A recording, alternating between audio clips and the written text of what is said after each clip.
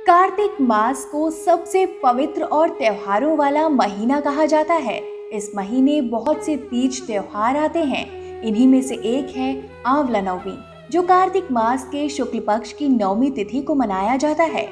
इस दिन महिलाएं आंवला के पेड़ के नीचे बैठकर उत्तम संतान की प्राप्ति और उसकी रक्षा के लिए पूजा अर्चना करती हैं। वैसे तो कार्तिक मास में पवित्र नदियों में स्नान करने का बहुत ही बड़ा महत्व माना जाता है, लेकिन कार्तिक मास की नवमी तिथि के दिन पवित्र नदियों में स्नान करने से अक्षय पुण्य की प्राप्ति होती है। इस दिन किए गए दान पुण्य और पूजा पाठ से अक्षय फल की प्राप्ति होती है। आंवला नवमी को इच्छा नवमी, कुष्मांड नवमी, आरोग्य नवमी और अक्षय नवमी के नाम से भी जाना जाता है। इस साल आंवला नवमी 23 नवंबर को मनाई जाएगी। आज की इस वीडियो में हम आपको आंवला नवमी की पूजा का महत्व, शुभ मुहूर्त, पूजा विधि और कथा के बारे में बताएंगे। आंवला नवमी का महत्व। आंवला नवमी के दिन आंवले के पेड़ के नीचे पूजा करने के बाद भोजन बनाने और उसे ग्रहण करने का एक खास महत्व होता है। कहते हैं कि आंवले के वृक्ष की पूजा करने से भगवान श्री हरि विष्णु और महादेव दोनों का ही आशीर्वाद प्राप्त होता है। इसलिए सच्चे मन से आंवले के वृक्ष की पूजा अर्चना करनी चाहिए। इसके अलावा धार्मिक मान्यताओं की माने तो आंवला नवमी के दिन ही भगवान श्री हरि विष्णु ने कुष्मांडक नाम के दानव का वध किया था और इसी दिन भगवान श्री कृष्ण ने भी कंस का वध करने से पहले वनों की परिक्रमा की थी। तभी आज भी आंवला नवमी के दिन लाखों भक्त मथुरा वृंदावन जाकर वहां परिक्रमा करते हैं। मान्यता है कि इस दिन किसी भी शुभ कार्य यानी कि दान पुण्य या सेवा भावना से किए गए काम का पुण्य कई जन्मों तक प्राप्त होता रहता है। वैसे तो ये व्रत उत्तर भारत में बड़ी धूमधाम से मनाया जाता है, जिसमें आंवले के वृक्ष की पूजा की जाती है और इसके पेड़ के नीचे भोजन पकाकर परिवार के साथ भोजन ग्रहण किया जाता है।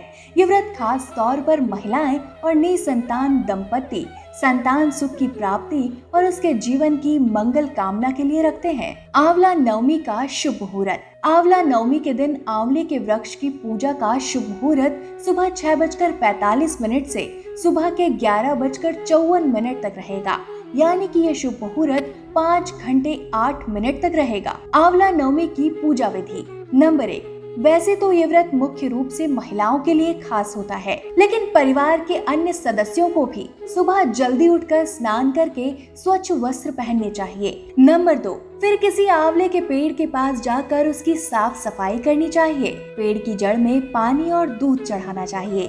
इसके बाद आंवले के वृक्ष की जड़ पर चढ़ाए गए दूध और मिट्टी को आशीर्वाद के तौर पर थोड़ा सा सिर पर लगाना चाहिए। नंबर 3। आंवले के पेड़ की जड़ पर धूप दीप जलाएं। फिर फल फूल और सुहाग की सामग्री आंवले के वृक्ष को अर्पित करें। इसके बाद आंवले के वृक्ष पर तिलक लगाकर अच्छे से पूजा अर्चना करनी चाहिए।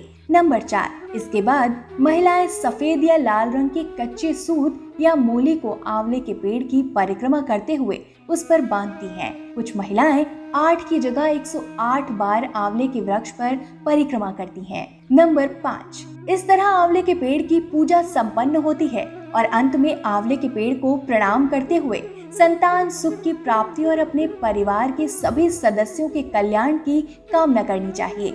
नंबर 6। पूजा समाप्त होने के बाद पेड़ के नीचे ही भोजन पकाया जाता है और सह परिवार ये भोजन आंवले के पेड़ के नीचे ही बैठकर ग्रहण किया जाता है। नंबर 7। मान्यता है कि इस दिन सुहाग की सामग्री जैसे कि सिंदूर, लिपस्टिक, बिंदी, मेहंदी, कुमकुम, चूड़ियां आदि सुहागिन ब्राह्मण या किसी निर्धन सुहागिन महिला को दान करना चाहिए। ऐसा करने से पति की आयु भी लंबी होती है और घर परिवार में सुख शांति बनी रहती है। आंवला नवमी की व्रत कथा। एक पौराणिक कथा के अनुसार एक बार माता लक्ष्मी जब पृथ्वी के भ्रमण करने के लिए आई तो उन्हें रास्ते में भगवान श्री हरि विष्णु और भगवान शिव की एक साथ पूजा करने की इच्छा हुई।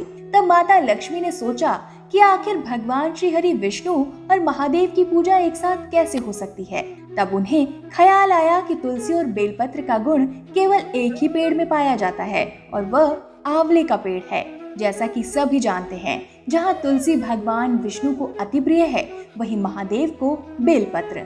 तब माता लक्ष्मी ने आंवले के वृक्ष को भगवान श्री हरि विष्णु और महादेव का प्रतीक मानकर उसकी पूजा अर्चना की, जिसे प्रसन्न होकर विष्णु जी और महादेव प्रकट हुए। उसके बाद माता लक्ष्मी ने आंवले के वृक्ष के नीचे भोजन बनाकर भगवान श्री हरि विष्णु और महादेव को भोजन कराया था और उसके बाद स्वयं भोजन ग्रहण किया। कहते हैं कि जिस दिन माता लक्ष्मी ने भगवान विष्णु और महादेव को आंवले के वृक्ष के नीचे बैठकर भोजन कराया था, उस दिन कार्तिक शुक्ल की नवमी की तिथि थी। तभी से इस दिन आंवले के वृक्ष की पूजा करने और उसके नीचे भोजन पकाकर ग्रहण करने की ये परंपरा चली आ रही है।